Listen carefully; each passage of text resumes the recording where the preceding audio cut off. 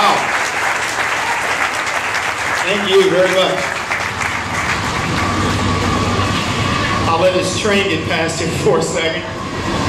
I'll tell you, if you guys are wondering why I'm here in my Brooks Brothers suit, I was on Glenn Beck today. Thank you. And the second thing is, it's very tough to outdress a black man, in case you didn't know that. I am very happy to be in Washington, Missouri on this day. In fact, I'm happier than a preacher's kid at a biker chick rally to be here. And I can tell you this, guys, I love coming to these types of events because you really get to see what I think is the heart and soul of America. And I'll tell you, Washington, Missouri can teach Washington, D.C. quite a bit.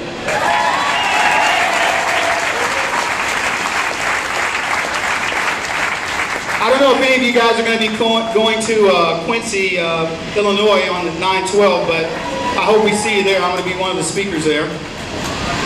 And if not, if you're going to Washington, take a firearm. But America has changed dramatically since 9/11. And what was interesting, and I'm going to talk a little bit about this in Quincy, is the day after 9/11 was a really special day, because America came together like no other time in America's history. And but I got to tell you, since that time, America has really taken another dive. So I'm going to talk a little bit about that today, and not so much about states' rights. There are a lot of people that are going to cover that with you. But you couldn't have told me that after 9/12 that we would have elected a junior senator from the most corrupt political machine on the planet based on nothing but hope and change. And that junior senator, who offers more questions of himself than answers, can run a country, but a senator of 30 years, a war veteran, and a POW is considered more of the same. We knew that he had cabinet issues right from the start because he selected Joe Biden. The only good thing that came from that is we're guaranteed that we will always know where the village idiot is.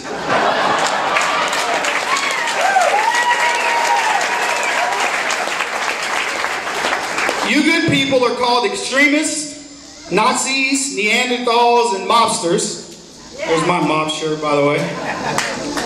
And our military men and women are suspected terrorists and put on watch lists. Trillion is now in our lexicon, and I was 45 years old when I knew what came after that, and it's quadrillion. It's unfortunate that our children are probably going to know what a trillionaire is in their lifetimes. Our government is a criminal enterprise legislating on us and not for us.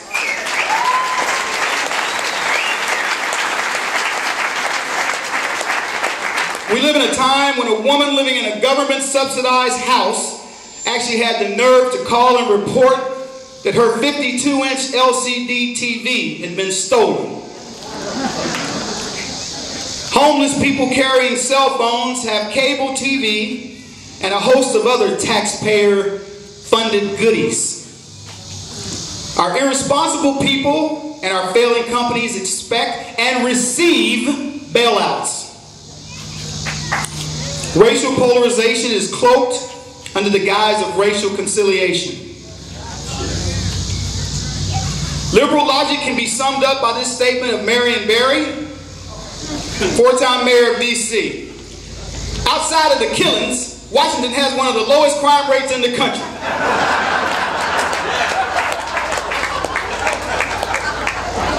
There's a joke that says, what is the only thing worse than an incompetent liberal president? A competent liberal president. The left will tell you that fat meat ain't greasy and cobras make good house pets. Don't believe them. They will tell you that what you actually read is an optical illusion, and don't believe your lying eyes. Believe what you see, people, in these bills. We are battling for our ideological souls right now. You better believe that.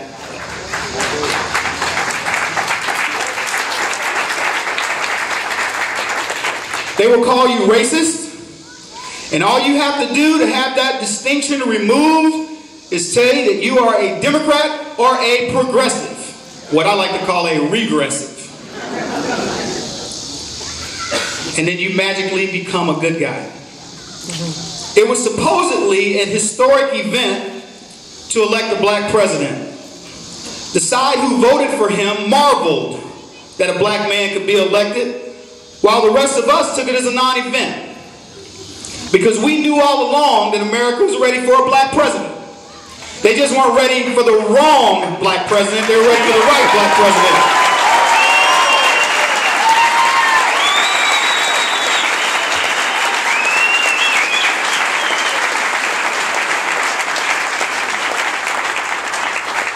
So again, I say, we are all racist, me too. I got complimented as a racist the other day when somebody called me Clarence Thomas. I'll take that compliment. The fact is, folks, our problem with Obama is not the fact that he is black. Our problem with Obama is that he spends money like a housewife from Atlanta. He also spends money like an African dictator, but he may very well be that.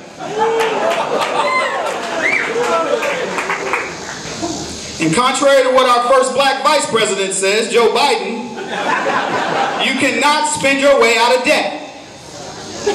And the leader of Zimbabwe may be Obama's personal friend, but let's avoid his fiscal policy. The $100 trillion Zimbabwe note 6 months ago was worth $33. Today it's probably toilet paper. And can this man find extremists? Did Iran have a sale? Buy one, get 40 free? This man cannot complete a cabinet who can pass Senate confirmation, though they did pass a knucklehead today. The only criteria appears to be that you have to hate America. I've thought of a few others though. Didn't pay your taxes? Check. Part of an extremist group? Check. Teach hate at universities? Check. Black nationalists or Muslim extremists? Bonus. The left fights tooth and nail, folks, armed with emotion, but without a lick of truth and logic. They could care less about that. Because they believe in winning at all costs. This is why they enlist our kids, why they enlist older people, the nation's poor, particularly blacks, under the guise of helping. Hopefully you guys saw that acorn thing that broke today. Yeah, I was fortunate enough to be a part of that. And part of Andrew Breitbart's team, so you guys should go to biggovernment.com and find out more about that. There'll be others, trust me. We're going to bring those suckers down.